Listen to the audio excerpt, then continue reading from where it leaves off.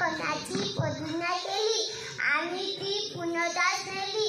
आज आपण इथे मोकळा श्वास घेतोय याचे कारण फक्त आपले राजे शिवाजी